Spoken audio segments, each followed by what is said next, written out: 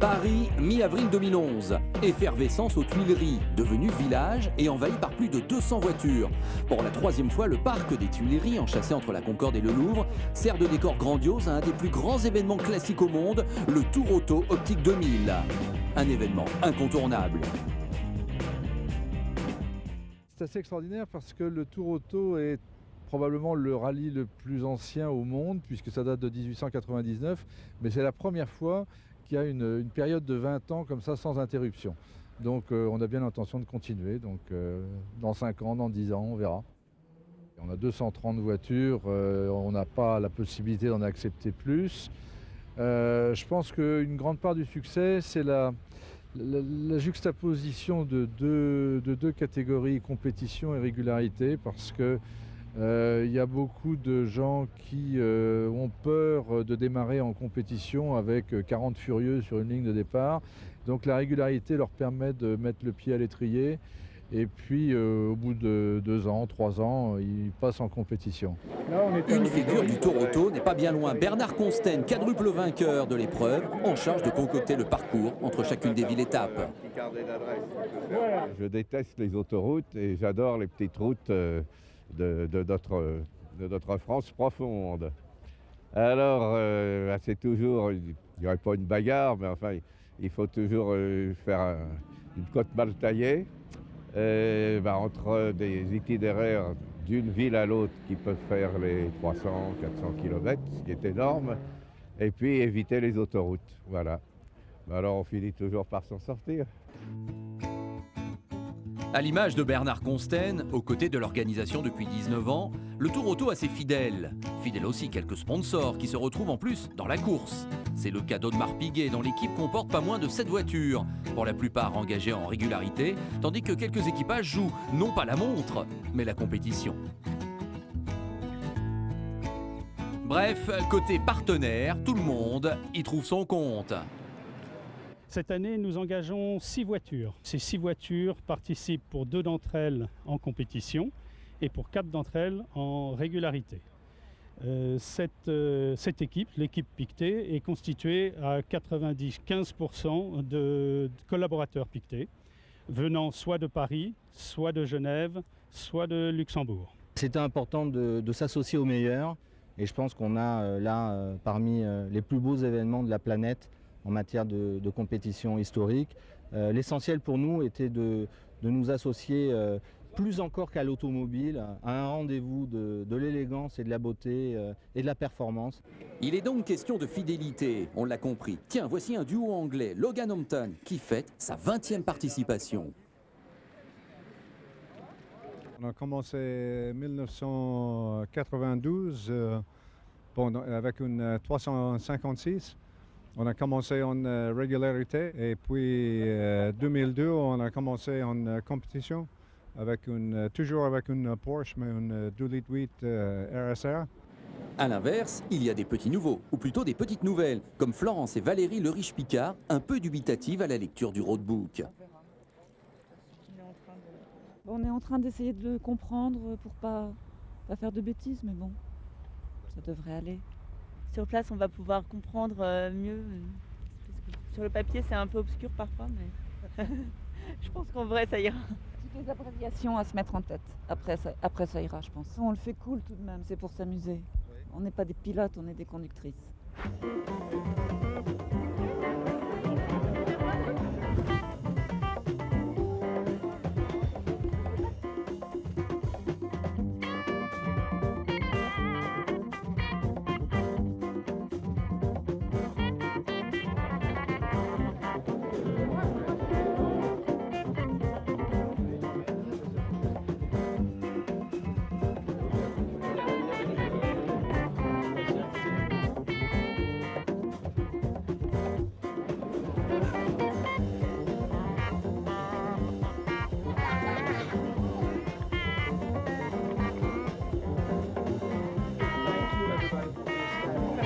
Voilà, on est parti maintenant.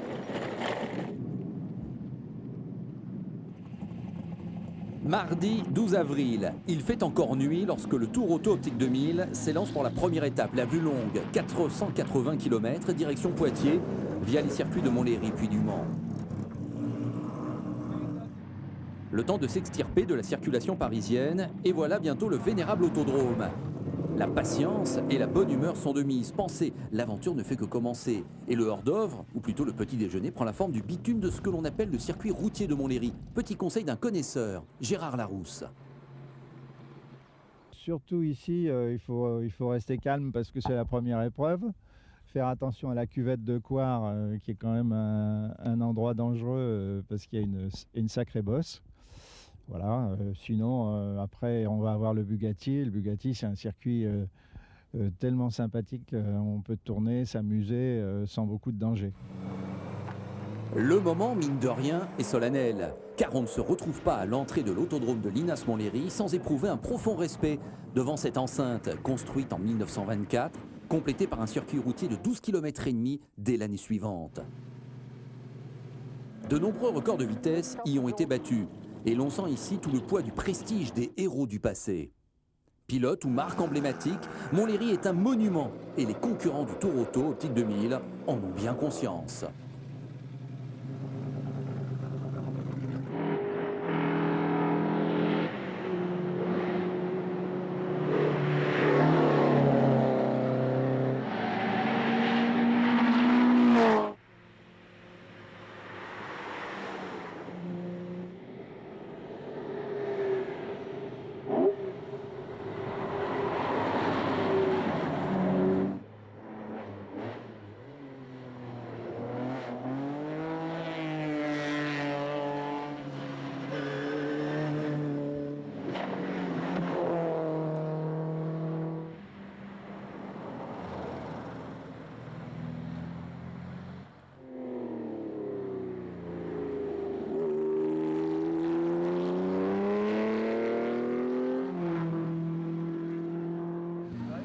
Puis, direction Le Mans, en passant par la Ferté-Bernard.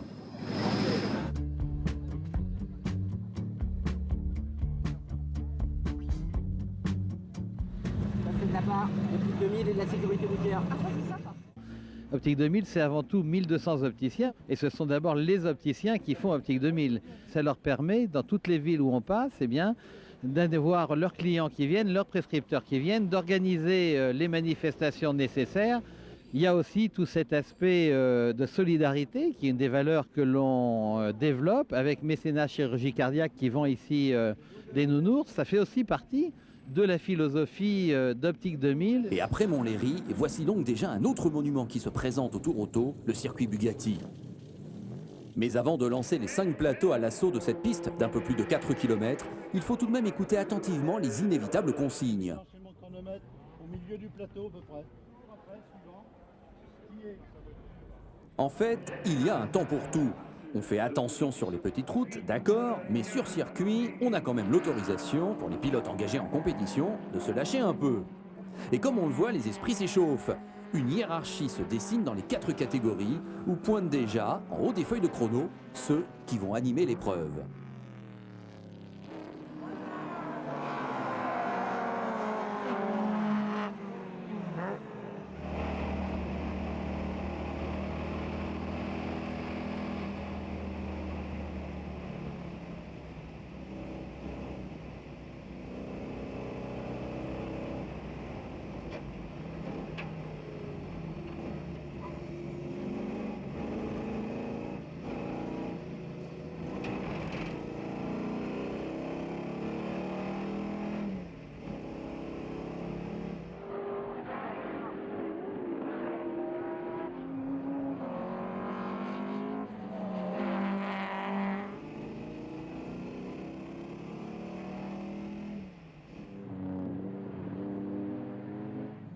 Ce Tour Auto 2011, c'est aussi l'occasion pour nous de donner la parole à des voitures. Oui, oui, puisqu'on met à l'honneur cette année le carrossier Zagato, eh bien nous sommes allés à la rencontre de quelques-unes de ces voitures qui, comme par magie, vont se retrouver dotées de la parole et vont nous raconter une partie de leur histoire.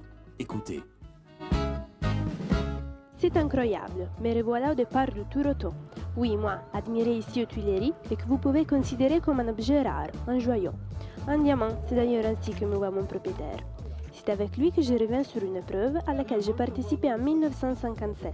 Exactement, à l'âge de 2 ans, c'est-à-dire ma précocité. C'est moi sur la photo. Né en 1955, matricule 2107, j'ai une vie marquée par la France, mon premier pays où je fus livré en américain, et l'Amérique où j'ai débarqué en 1989. J'appartiens aujourd'hui à Joe Hayes, qui a tenu s'adresser à moi. Je t'ai acheté il y a 2 ans et tu es une parmi 19 à l'origine. 18 sont d'ailleurs toujours en vie. La raison pour laquelle nous allons participer au Tour Auto, c'est parce que c'est l'année Zagato. Moi, je viens de Chicago et nous avons donc décidé que ce serait une bonne chose que tu te montres. Je ne suis pas l'unique Zagato au départ, et savez-vous que nous avons tout l'honneur de rencontrer Andrea Zagato, le petit-fils d'Ugo Zagato, carrossier que le Tour Auto Optique 2000 célèbre cette année. C'est à lui que je dois ma robe. À l'époque, nous sommes à la fin des années 50, Zagato, issu à l'école d'aéronautique, s'est fait une spécialité du travail de l'aluminium et des voitures allégées. Fitness et bio avant l'heure en somme. Pour ce Tour Auto, il a fallu se lever tôt. Il faisait nuit et même un peu froid au moment de partir.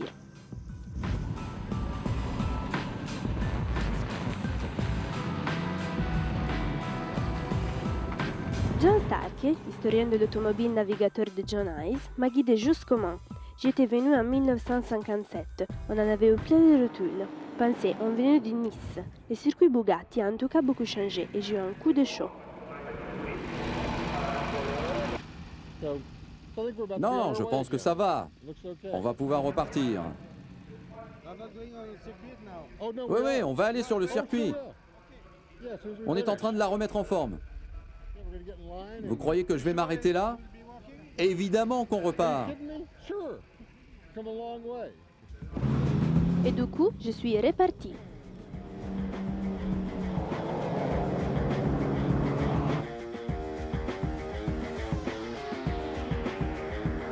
Après, j'irai bien sûr à Poitiers, une ville que nous présente à notre invité de ce programme, Jean-Paul Olivier. Vous le connaissez, c'est le plus grand spécialiste du Tour de France cycliste. Il a tenu, rien que pour nous, à nous présenter quelques-unes de ses légendaires cartes postales. À la ville de Poitiers, eh bien, c'est en 1997 qu'elle a été ville-étape sur le Tour Auto pour la première fois. Il a fallu ensuite attendre 10 ans pour que l'on s'arrête à nouveau dans la préfecture de la région Poitou-Charentes. Et une 3e fois cette année, donc. Peuplée par près de 90 000 habitants, Poitiers est aussi la ville la plus étudiante de France. Et le Tour Auto 2011 ne pouvait y trouver meilleur accueil. Merci Jean-Paul, on vous retrouve tout à l'heure. Et la journée n'est pas finie pour autant. Le Tour Auto Optique 2000, c'est aussi l'opportunité de visiter ou de revisiter la France. Petites routes et paysages des Pays de Loire ou du Poitou servent ensuite de décor à la descente vers Poitiers, terme, on l'a compris, de la première étape. Le parc fermé, alors, s'anime. Et certains sont contents d'en avoir terminé avec cette journée. Journée très éprouvante pour les pilotes et les voitures.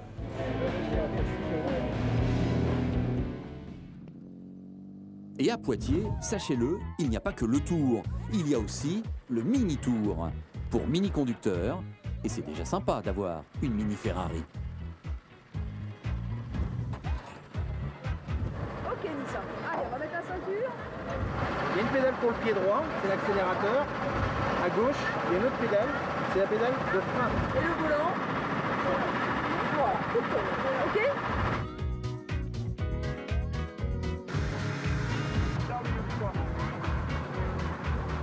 J'adore cette voiture, cette compagnie Ferrari, c'est pour ça que j'ai une casquette de Ferrari.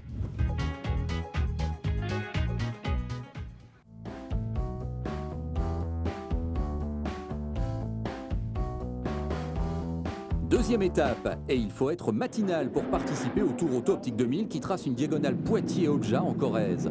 Au programme, 3 spéciales, 2 routières, d'Arnac, puis Arnac-Pompadour, avec le circuit du Vigan au milieu.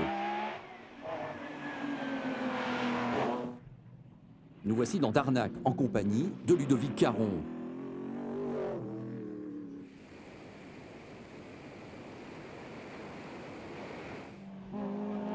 Jean Ragnotti et José Manuel Albuquerque font le spectacle, chacun à sa manière.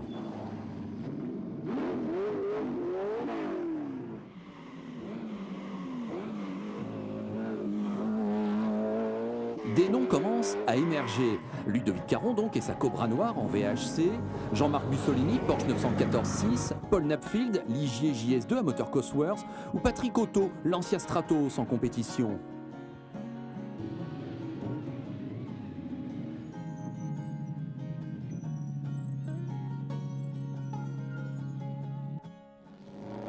Du côté de la régularité, c'est Christian Fleury, Ferrari 275 GTB, et John Ruston, Porsche 350X Speedster, qui se montrent.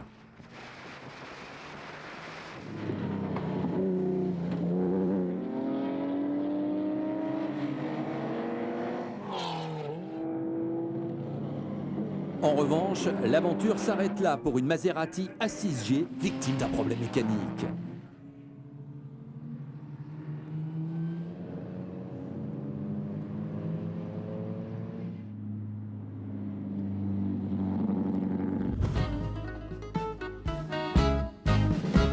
C'est encore moi, départ de la troisième spéciale et regardez, je me suis pris un oiseau en pleine figure sur la route. Ma belle peinture, ma carrosserie.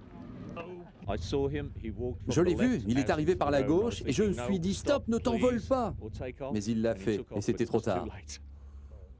C'était quand même un assez gros oiseau, de la taille presque d'une dinde. Heureusement, il n'a pas heurté la grille à l'avant, ni touché les phares. C'est juste de la carrosserie. Je préfère vous le dire sans attendre. Mon retour sur le tour auto va se transformer en cauchemar. Avec le coup de fasan, on aurait dû se méfier. Nous avons fait la spéciale de Darnac et sommes allés sur un autre circuit, le Vigeant. Et là, boum, la panne au niveau de l'allumage. Pas réparable. Déception pour Joe et Jean, assis à quelques mètres de moi, seuls dans les effluves de chaleur. L'image est belle mais impitoyable à mon égard. Je ne peux pas continuer à rouler. Et puisque c'est comme ça, je vous propose qu'on aille voir ensemble les autres Zagato. Au Mans, je n'étais pas la seule à revenir sur le terrain d'exploits familiaux. C'est le cas de deux Aston Martin DB4 GT, alliance de l'Angleterre et de l'Italie. Les châssis en VEV et 2 VEV ont disputé les 24 heures au Mans du roi Salvadori et du grand Jim Clark, excusez du peu. Afin de contrer Ferrari, David Brown, le patron d'Aston Martin, appela à la rescousse le bureau du style d'Ugo Zagato pour rendre les DB4 GT plus compétitives. Elles doivent leur forme au coup de crayon d'Ercole Spada. On sent bien la patte italienne. Réflexion d'ailleurs à ce sujet de Jean-Pierre Slavic, l'un des propriétaires. À l'époque, ils se copiaient les uns les autres. Alors, on voit à l'arrière, c'est vrai qu'il y a assez peu de différence entre une autre. Mais une, c'est une Aston, disons, Zagato, qui est faite en Italie. Et l'autre, c'est une Ferrari qui est faite en Italie. Il a raison, il y a comme un air de famille. L'autre DB4 GT présent aujourd'hui appartient alors à Irvine Laidlaw.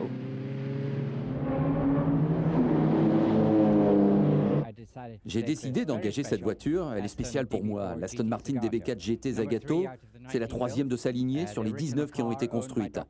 L'original était la propriété du docteur Zagato, et c'est donc une voiture qui nous est précieuse. C'est la première fois que je la sors pour ce type de rallye. Je la possède depuis quelques années, et je dois dire qu'elle se comporte superbement. C'est un plaisir de la conduire, elle est confortable, rapide, vraiment très bien.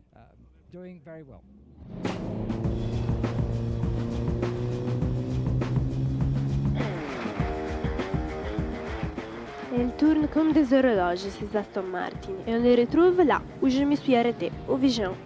L'occasion aussi pour moi de traverser le célèbre plateau de 1000 vaches.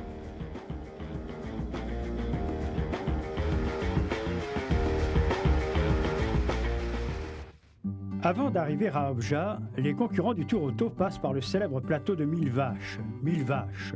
Le nom vient d'une commune qui compte aujourd'hui moins de 100 habitants.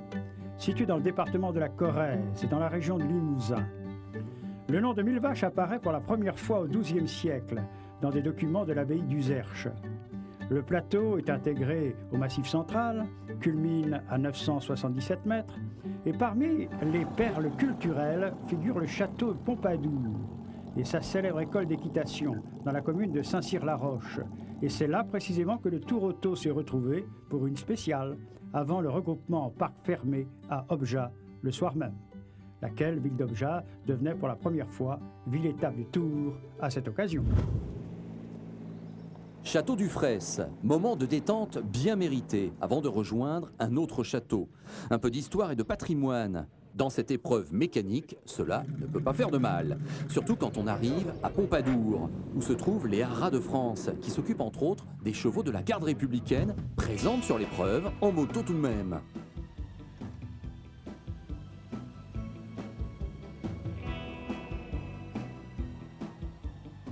Alors sur toute la semaine du Tour Auto, on est 16 en tout avec un mécanicien supplémentaire, donc ça fait 17 militaires. Et on est répartis donc sur tout l'itinéraire. On part avec les premiers pilotes et puis on les accompagne jusqu'au dernier. Quelle est votre mission exacte au sein du Tour Auto? Alors notre mission, c'est d'assurer la sécurité des coureurs automobiles ainsi que des éventuels spectateurs qui sont au bord des routes.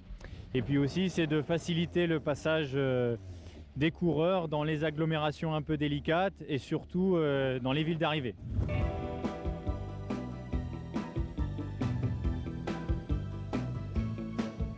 Est-ce que vous pouvez nous expliquer ce que vous faites, s'il vous plaît?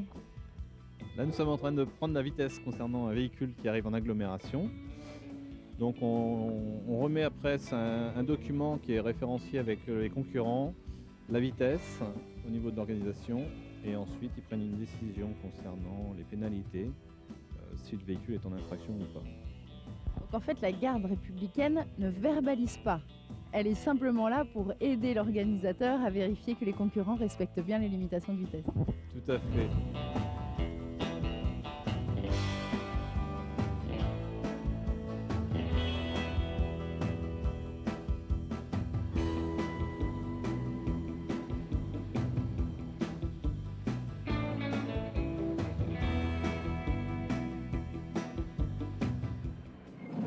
Bon, au moins dans la dernière spéciale du jour, Pompadour, justement, on a quand même le droit de lâcher les chevaux.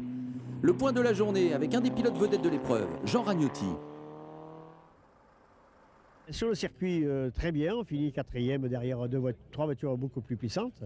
Donc pour moi, c'était une très bonne journée. Et la spéciale que nous avons faite ce matin, je fais un petit tout droit en endroit, il faut que je fasse marche arrière. Et on fait le deuxième temps de la spéciale, donc on est content. Et dans la dernière, a priori, on a fait le meilleur temps. On s'amuse tout en attaquant quand même. Ouais. Il faut garder, comme je disais, il faut garder l'esprit sport. Et puis, dès que la ligne d'arrivée est franchie, hop, rigolade. Le Tour Auto Optique 2000 a traversé le plateau de 1000 vaches dans les Limousin. Vache égale herbe égale trèfle. Vous me voyez venir avec ma transition à 4 feuilles. Je vais vous parler d'Alfa Romeo, marque elle aussi très liée à Zagato avec la TZ. Une star, peut-être la plus connue des Zagato. Je serais presque jalouse. Elle est venue en force sur ce tour autologique. Comme toute œuvre de Zagato, l'idée maîtresse était de faire léger, donc performant.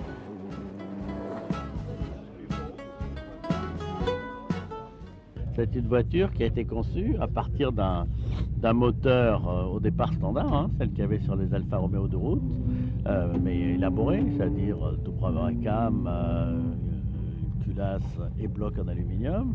Et puis à l'époque préparée, donc il y a 1,6 litre, 150, 160 chevaux, mais une voiture de 750 kg, ce qui veut dire que ça pousse fort et ça freine très bien.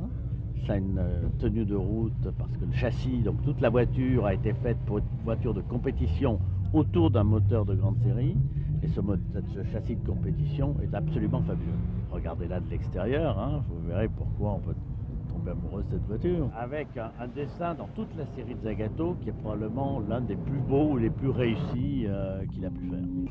Voici Ross Var Barton et Caroline Barnard, dont la TZ se révèle parfaite sur les petites routes. C'est assez facile pour nous sur les petites routes que nous empruntons, même si on est un peu secoué sur des portions bosselées. Non, on est en panne. Ah oui, si je l'arrête, elle ne redémarre pas. En revanche, Philippe Auvray fait grise mine. La TZ tousse, il est inquiet. Mais l'entraide, ce n'est pas un vain mot, et on s'affaire autour de la TZ. Malgré tous les efforts, la numéro 32 ne repartira pas. Problème électrique.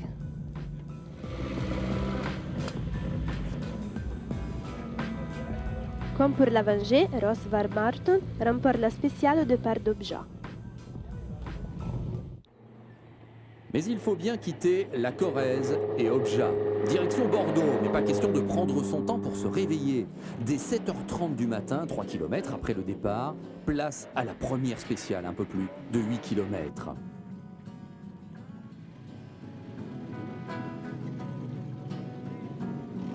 Les concurrents entrent alors immédiatement dans le vif du sujet d'une étape longue de 330 km. Le soleil, encore rasant, laisse augurer d'une belle journée. Les paysages, eux, sont toujours aussi magnifiques. Mais pour les concurrents engagés en compétition, pas le temps de flâner. En VHC, la bagarre fait rage. Vainqueur de cette spéciale, Hugo Payen et sa Jaguar Type E, honneur aux Anglaises, avec une belle deuxième place pour Jean-Pierre Lajournat, dont la Lotus porte bien le nom d'élan. Mais vous allez le voir, pour certains, la journée n'est pas facile. 100 fois sur l'ouvrage, remet la rubalise.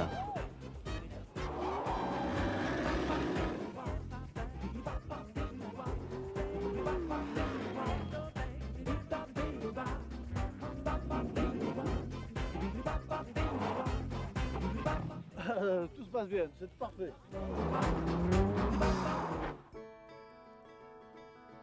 Et voici Brantôme, la Venise périgourdine. Le château de Villebois-la-Valette, halte déjeuner à quelques dizaines de kilomètres d'Angoulême.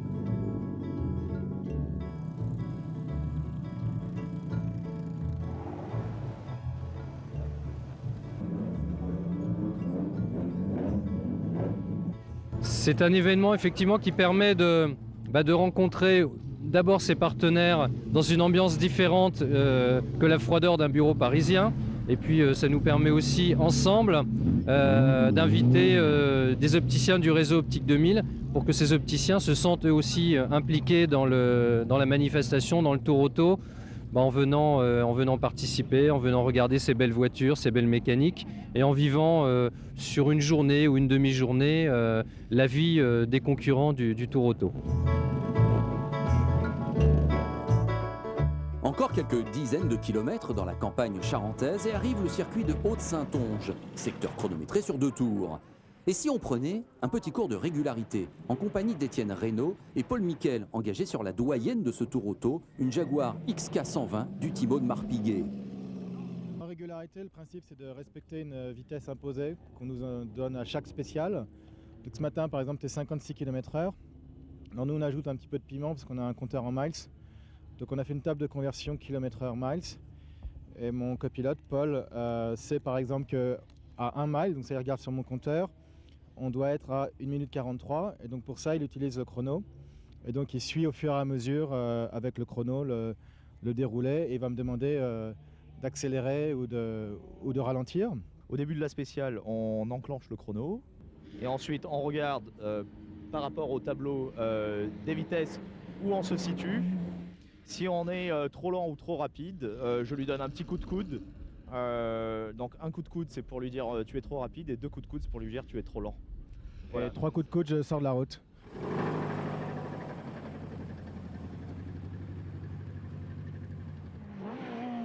En compétition et VHC, le circuit de Haute-Saintonge est décidément favorable au V8 de toutes origines.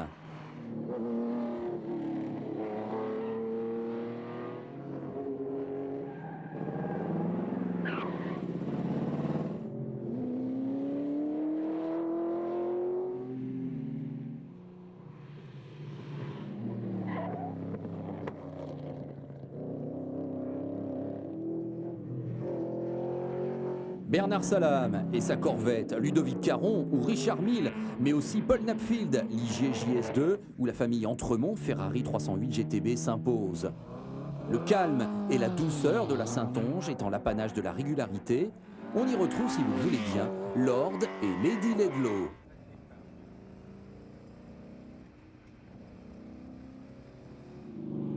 Impossible pour le Tour Auto Optique 2000 d'aborder le Bordelais sans passer entre les vignes.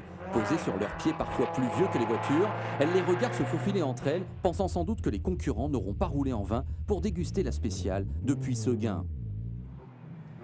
Et c'est Bordeaux, enfin, une carte postale s'impose.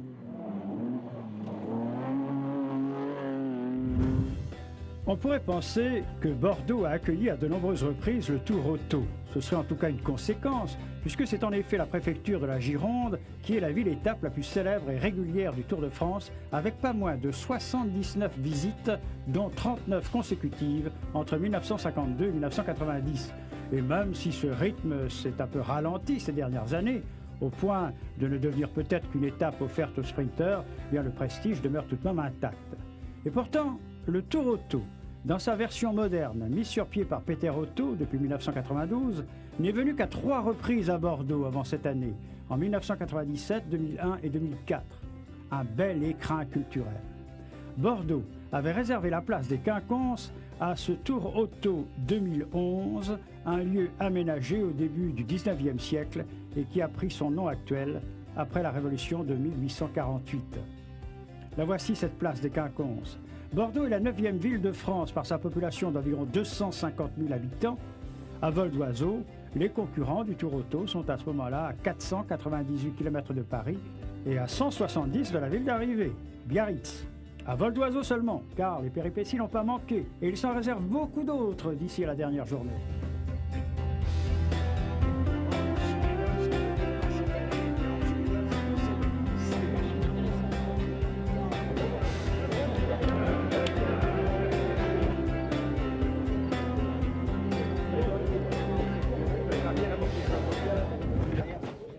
Hommage maintenant aux hommes de l'ombre, ces mécaniciens qui se jettent sur et sous les autos pour leur redonner l'envie de repartir le lendemain.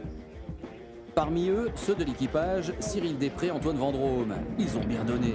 Cyril Després, faut-il le rappeler, un ancien vainqueur du Dakar. Et oui, les baroudeurs et les aventuriers sont aussi présents sur le Tour Auto Optique 2000.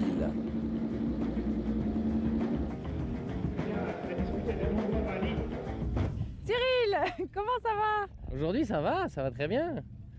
On est là, on arrive avec notre voiture par nos propres moyens, sans corde, sans plateau, donc tout roule. Vous connaissiez les galères du Dakar, vous découvrez les galères du Tour Auto. Pour ce premier Tour Auto, ouais, des galères on en a eu. Une panne d'essence à un tour de l'arrivée alors qu'on était en bonne position au Mans. Hier on a fait 2 km de spécial dans la journée et c'est tout. Après on a fini à dormir le long de la route en attendant une assistance. Donc c'est le Tour Auto on m'a dit.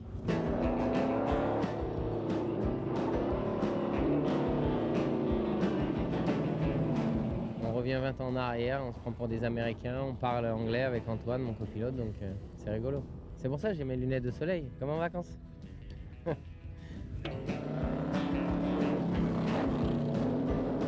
fait finalement du bien de rouler dans une voiture sur circuit, en spécial, sans avoir de problème mécanique. C'est que du fun en fait, c'est un mélange de traversée de la France et de sport et de compétition, donc ça me va bien.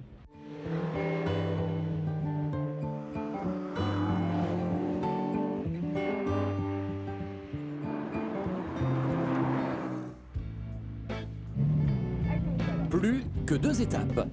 Modification importante aux concurrents engagés en régularité de s'élancer les premiers. Un peu moins de repos pour les uns, un peu plus de sommeil pour les autres.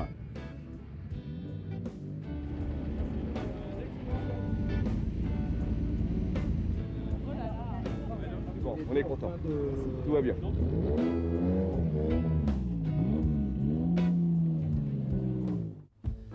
Bordeaux est évidemment connu universellement pour son vignoble, surtout depuis le XVIIIe siècle, véritable âge d'or pour cette région.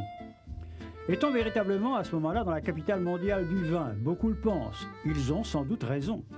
Avec près de 118 000 hectares de vignobles, la Gironde est le 3e département viticole de France en termes de production globale, mais le premier pour les appellations d'origine contrôlée en volume. On ne compte plus les grands noms que l'on retrouve dans les environs, ni les châteaux qui font la notoriété de la région. On est ici dans l'excellence et le raffinement. Une précision, le vignoble de Bordeaux produit 80% de vin rouge et les débouchés concernent principalement, outre l'Union européenne, la Chine, les États-Unis et le Japon. En fonçant vers le Lot-et-Garonne, puis le Gers, le menu du jour est aussi copieux qu'une association foie gras, magret, tourtière. Dans les coteaux macariens, le hors-d'œuvre Irvine Laidlaw et son Aston Martin DB4 GT Zagato l'emportent devant la Ferrari de Christian Fleury et la Ford Mustang de Jean-François Nicoul. 8 petites secondes séparent ce dernier de John Ruston avant la dernière étape.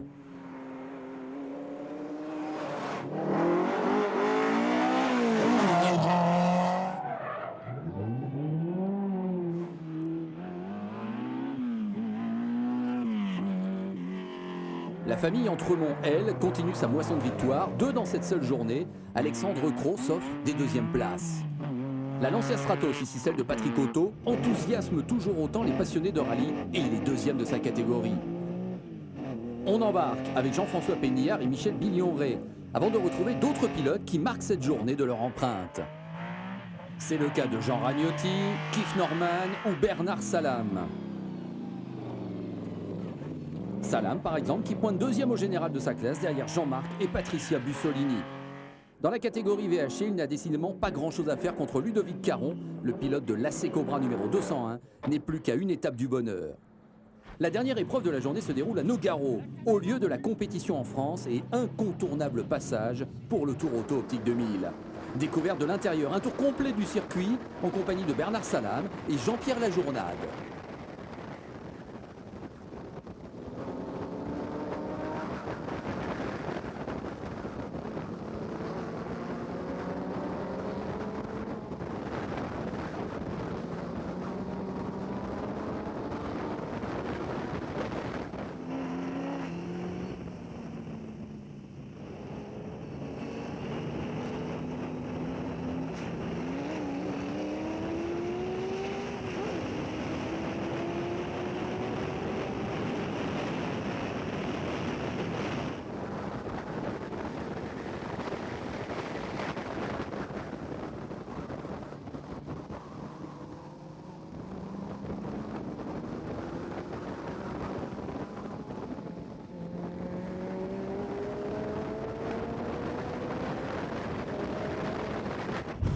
En bon italien, Zagato s'est aussi intéressé à Lancia. Il y en a 2 sur ce Tour Auto. Je commence par vous présenter une voiture aux formes étranges, peut-être plus proche à celle d'un concept car que d'une voiture de série. Cette Flavia de 1967 nous vient d'Angleterre et appartient à Paul Mitchell. Je suis un peu obsédé par elle. Je possède plusieurs voitures, mais c'est celle qui me semblait la meilleure pour cette épreuve. Avec 100 chevaux, cette Flavia 1800, dont il reste à peine 6 exemplaires aujourd'hui, apprécie plus la campagne que la course. Elle convient mieux pour les grandes routes de campagne que pour les circuits. Aujourd'hui, ça a été parfait pour elle. En partant de Bordeaux, puis en s'arrêtant après Sas, la Flavia ne s'imaginait pas vivre une journée un peu galère. La chaleur sans doute, et les circuits peut-être, elle n'a pas forcément apprécié les traitements. D'ailleurs, à Nogaro, elle avait souffert et inquiété Paul Mitchell.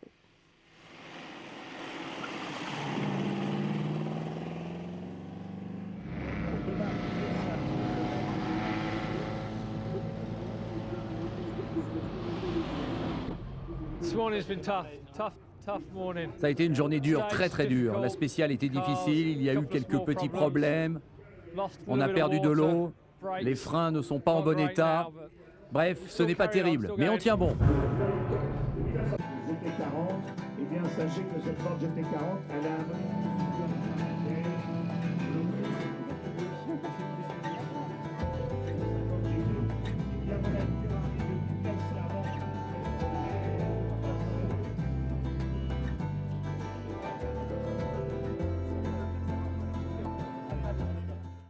Enfin, non, plutôt déjà, c'est ce que ressentaient les concurrents au départ de cette dernière étape reliant Pau à Biarritz. Dernière journée, mais chacun, même fatigué, même content de voir dans quelques heures le podium, on aurait bien pris une autre tranche, y compris les potentiels vainqueurs. Prêt pour cette dernière journée? Oui, bien sûr. C'est dommage que ce soit la dernière journée. On peut en faire encore 8 jours, mais ça ne nous dérange pas. I'm ready for the last day, I think. See if we can hold our position. Mademoiselle est en pleine forme, donc il n'y a pas de souci.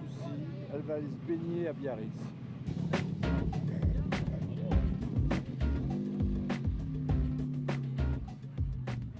Circuit de Pau-Arnos. Pour certains, mieux vaut être bien réveillé, malgré la fatigue accumulée et le froid vif qui envahit l'après-grille. Car les enjeux prennent justement la forme, pour commencer, de ce tracé vallonné qui recèle de nombreux pièges. Un dernier monument, mine de rien, tant l'endroit va se révéler spectaculaire. Et certains se souviennent, non sans émotion, de sa naissance. Bernard Tellet, qui avait ses terrains disponibles ici, dans cette espèce de cirque, m'a téléphoné en me disant « Tiens, dites donc, vous, j'ai vu que vous connaissiez pas mal de pilotes automobiles célèbres en France, en Formule 1, Sport Proto, etc. J'aimerais contacter Jean-Pierre Beltoise. Est-ce qu'il y aurait moyen de parler avec ce garçon pour dessiner un circuit automobile à côté de Pau ?» Téléphone, Jean-Pierre. « Ah, Jean, comment vas-tu ?» Bon, et nous voilà partis pour dessiner le circuit d'Arnos. On devait être en 80, quelque chose comme ça.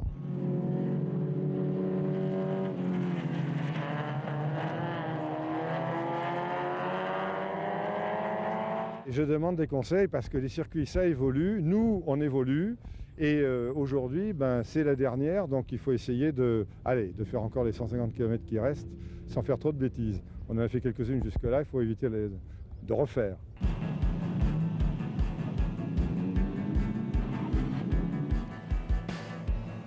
Comme la veille, honneur à la régularité. Mais allez savoir si voiture et équipage n'auraient pas préféré un peu plus de repos et de chauffage. En tête de son plateau, mais surtout au volant de sa Porsche, c'est John Ruston, un des premiers à rouler sur la piste.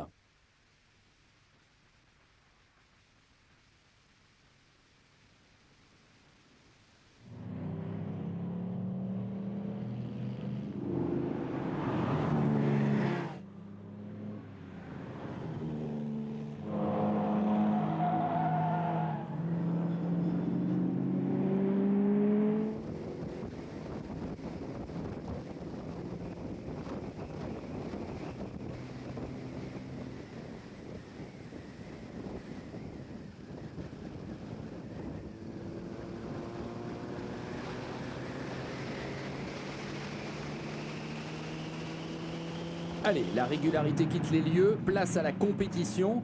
Mais ne serait-ce pas un peu de tension que l'on ressent du côté de Jean-Marc Bussolini, qui joue la victoire dans le groupe G? Si ça avait fini hier soir, c'était génial. On va essayer de faire ce qu'il faut et être prudent sur ce circuit que je ne connais pas du tout en plus. Et puis ce que je veux, c'est m'amuser. Voilà. Enjeu aussi du côté du duo Auto-Cantrel, à qui revient la responsabilité de piloter sur circuit. Comme on a une bonne place, on voudrait la garder pour essayer de ne pas faire de bêtises. Ouais. Et puis surtout de prendre du plaisir, c'est le but un petit peu de la semaine. On a pris beaucoup de plaisir avec cette voiture, vraiment beaucoup de plaisir. Et on souhaiterait finir la journée sans casse. Et ce sera le cas, mais en attendant, on profite d'un des plus beaux plateaux de ce Tour Auto, mélangeant des voitures de toute origine entre bêtes de rallye et bêtes de circuit.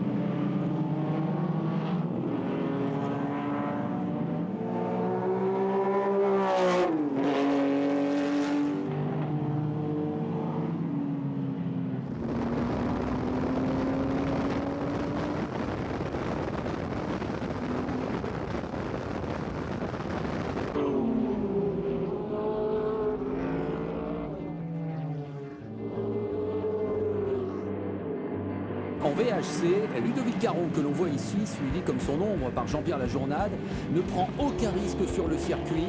Il laisse s'expliquer devant les GT40. En bord de piste, petit commentaire de son navigateur Didier David.